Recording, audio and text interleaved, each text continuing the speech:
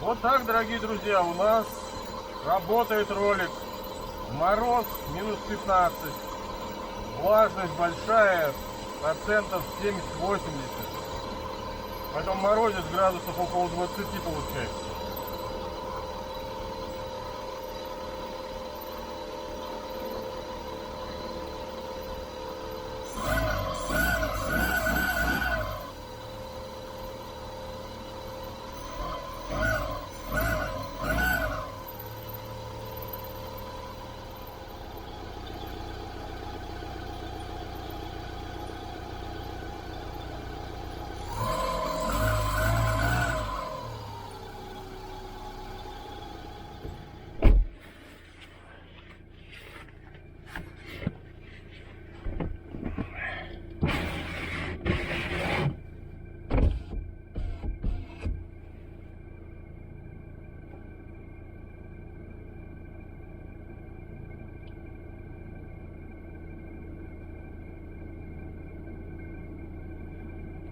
Здравствуйте, дорогие друзья!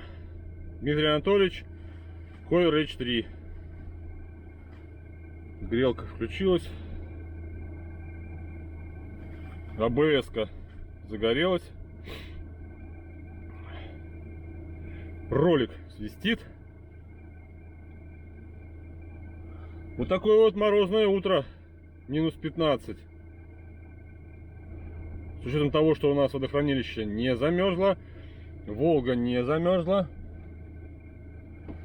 Влажность очень высокая, поэтому где-нибудь к 20-очке. А в деревне, я думаю, градусов 25 все. Очень даже реально. Подскажите, кто сталкивался с роликом, а то все молчат, никто ничего не говорит. Может, у всех все хорошо. Кто какой ставил, может быть, все-таки кто-то нашел заменитель какой-то этого ролика. Потому что пока холодный, он свистит. Мотор прогревается, он перестает свистеть. И как-то вот так происходит. Но я думаю, что все равно буду покупать новый. Потому что эта ситуация уже чересчур такая уж звучная. Надо бы его поменять. С АБСом тоже, пожалуйста, расскажите, у кого были какие проблемы, кроме датчиков. То есть у кого-то проводка, у кого-то блок, у кого-то еще какие-то были нюансы. Хотелось бы услышать, если у кого какие-то проблемы были. Хочется теперь, наверное, воспользоваться и вашим опытом в какой-то степени. Вот, зачем открываю окошко? Окошко открываю для того, чтобы лобовуха не запотевала слишком сильно, потому что пока машина прогреется, едешь, дышишь, особенно если интенсивно, то лобовуха быстро запотевает. И дышу вот так, еду. Потому что если дышать с полным выдохом, то тоже очень быстро запотевает лобовуха. Грелка чуть-чуть подогрелась.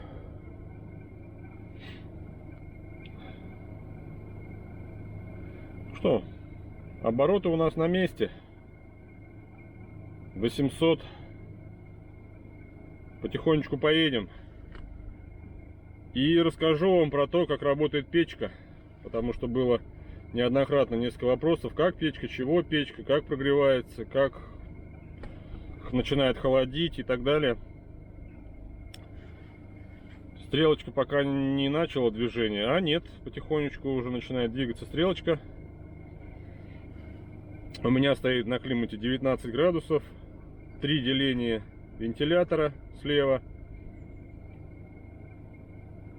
Направляю на лицо, не на лицо, вру, на грудь и в ноги. Потому что направлять на стекло пока рано. Ну-ка. Нет, пока свистит ролик. Поехали потихоньку. Коробочка немножечко стала такая ватноватая. Потому что все-таки заливаю я минералочку. До минус 25 ее хватает.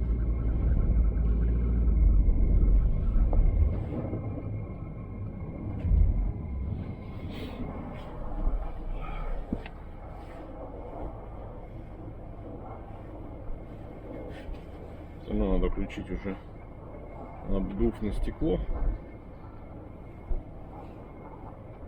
и прибавить немножечко промпеллера.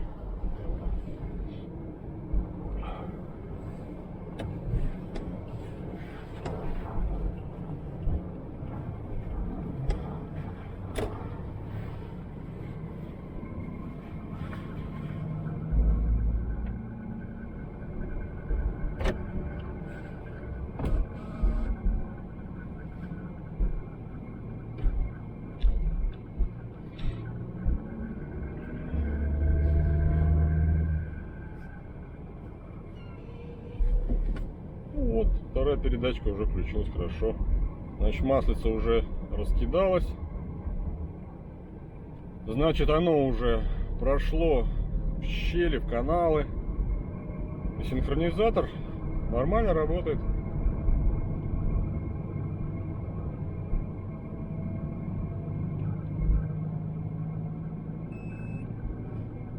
Так, что у нас тут с температуркой?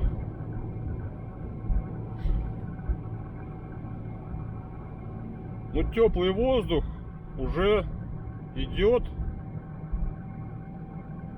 так как на климате 19. Я поставил исключительно в грудь, дует вентилятор. Воздух идет тепленький. Прогрелась на половинку от рабочей температурка.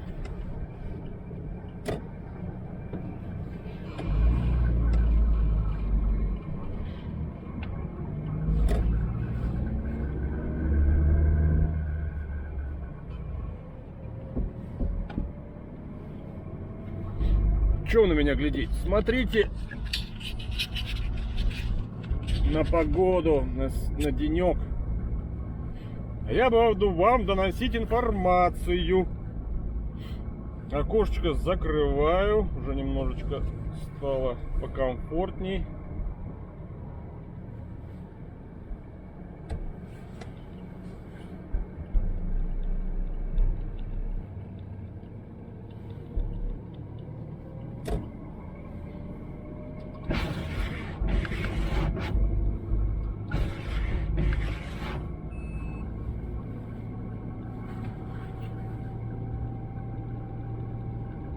Ролик пока свистит. Грелка нагрелась в нижней точке так, что через минутку буду выключать.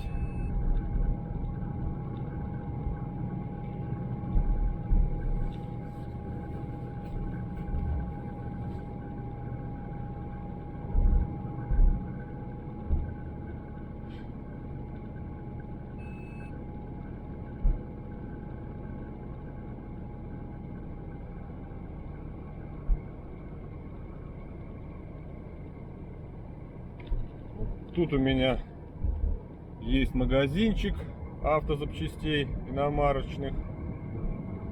Надо зайти на недельки и купить запчастей. Ролик, я думаю, если вы мне подкинете информации.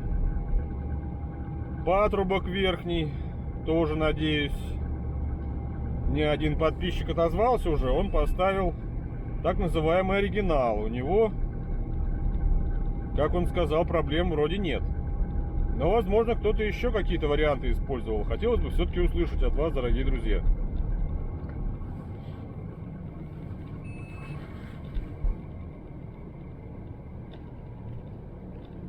Перчаточки пока не снял. В них комфортно.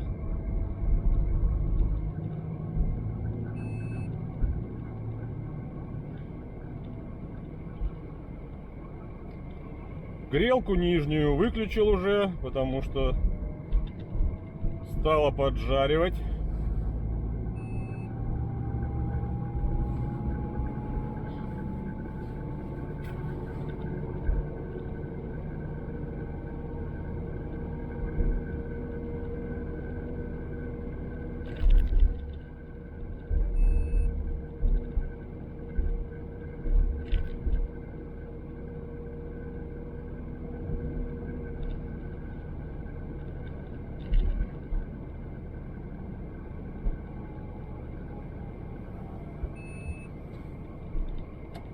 Здесь солнышко светит.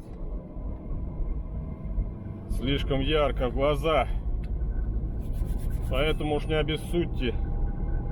Будете созерцать меня. Ну вот уже поинтереснее стало, поприятнее. Сейчас температурку поставим где-нибудь 25 градусов. Прошло у нас с момента начала съемки минут 15-16. Вот машина прогрелась по двигателю, по охлаждающей жидкости, будем точны. Двигатель, я думаю, еще не прогрелся до конца. Вот, салончик уже идет более-менее какой-то теплый воздух относительно улицы. То есть он не холодный, там температурка уже теплая.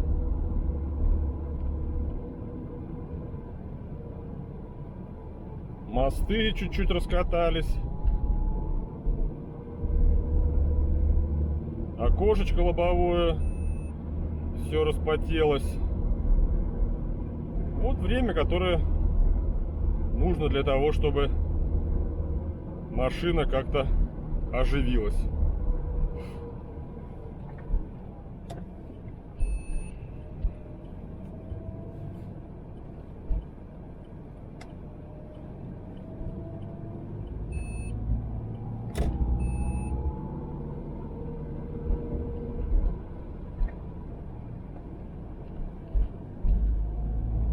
АБС-ка горит, не гаснет. Я думал, может, какая-нибудь опять диагностика.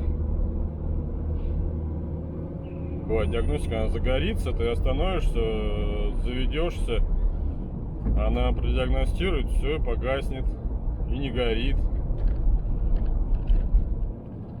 Долго. Потом бывают какие-то ситуации, она может тоже заведешься, она горит. Потом заглушишь, заведешься, она не горит. Поэтому и спрашиваю вас, дорогие друзья, подскажите, у кого с АБС-кой были такие вот дела. У меня год назад был глюк. Вот что-то опять выскочило.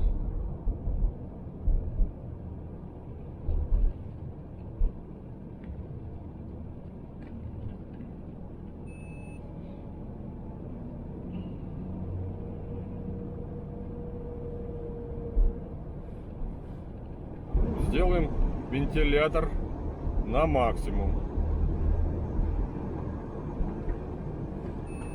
Лобовуха у нас освободилась от всего. Можно подуть и на себя любимого. Ну вот, теплый воздух, реально теплый, уже идет. Можно ехать без перчаток.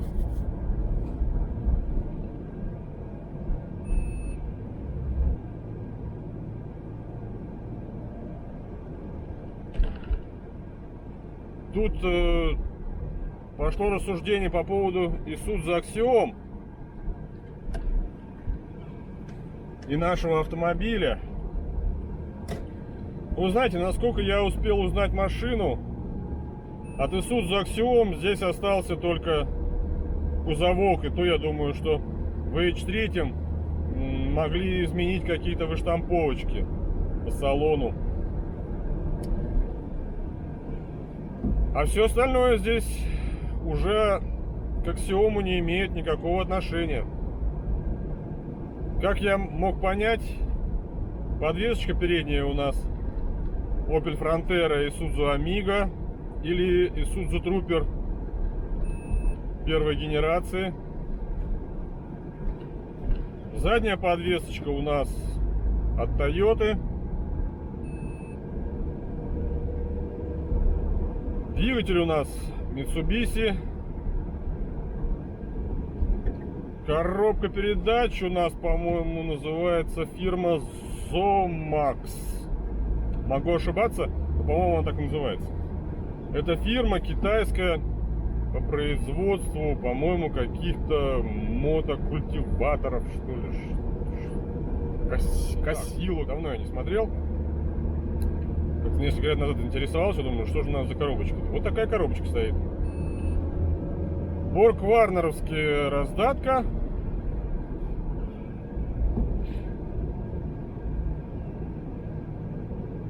Чьи мосты, не знаю, честно говоря. Но очень похожи на тойотовские.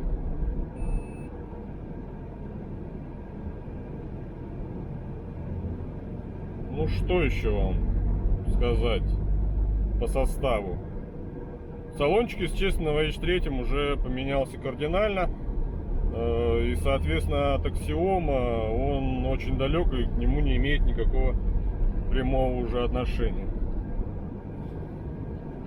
Переключимся, начали боковые стекла потеть.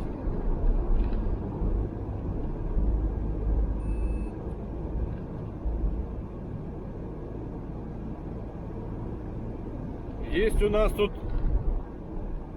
прямой, так скажем, прародитель в какой-то степени. Сейчас я посмотрю, если он стоит, я вам его покажу.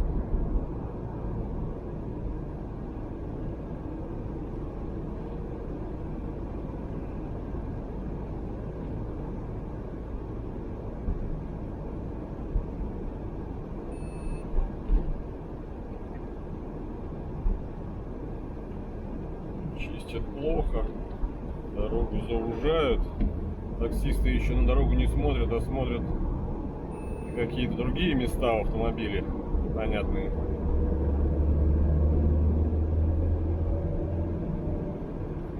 Нет, машинки нету. Вот машинка у нас более-менее прогрелась. Сейчас мы посмотрим.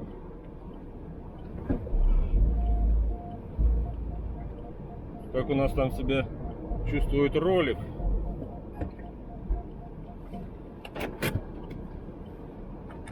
Как себя чувствует ролик. И как себя чувствуют шланги. Ну вот ролик.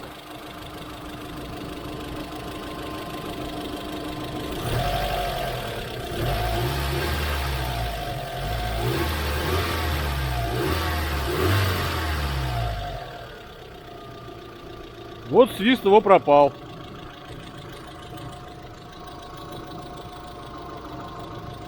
Шланги продолжают подтекать.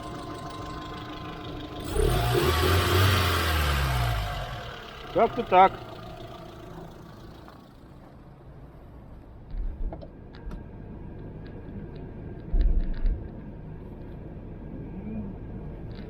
Печка греет, мне хватает. Морозы 25, 28, 30. Ну, такие редко бывают в нашей местности. Но бывают. Ну, скажем так, пассажирам, которые находятся на заднем сидении, не то чтобы холодно, но особого тепла туда не приходит. Могу сказать честно. Ну и сказать, что там можно замерзнуть, если вы не сидите в одежде летней, а в зимней, то вряд ли.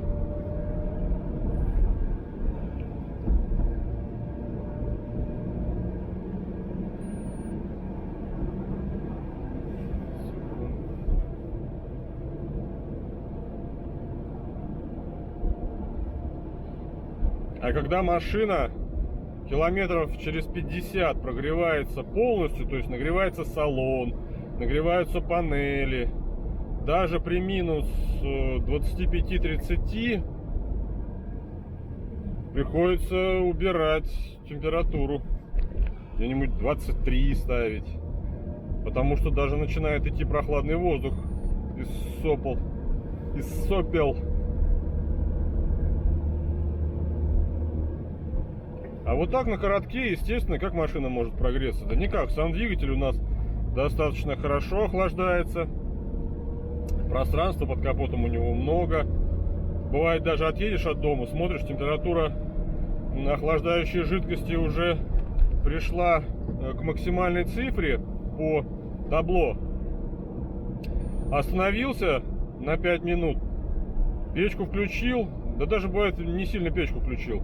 смотришь, стрелочка, пук, начинает падать. То есть даже двигатель начинает охлаждаться, как на дизеле у меня было.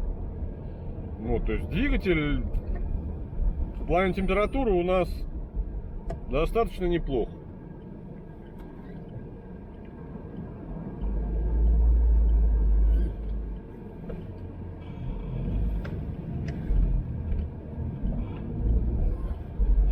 Грех жаловаться.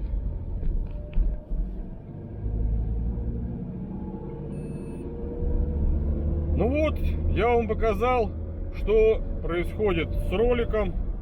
Еще раз мельком вы увидели шланги, что они нормально так из них вытекает. Не ручьем, конечно, но все время сопливит, и все-таки антифриз убегает, надо за ним следить. Сказать, что это серьезная неисправность, я бы не сказал, потому что зима, летом-то они ведут себя хорошо. Но вот такой момент присутствует. Поэтому заглядывайте периодически под капот, смотрите, где у вас там чего, не подтекает ли что, не сопливит ли. Какие-то подсохшие даже бывают подтеки. Все равно наблюдайте за этим, следите за автомобилем, и он вам будет отвечать добром. А на этом я поехал по делам. Свое вещание заканчиваю. Увидимся. Всем всего доброго. Будьте здоровы.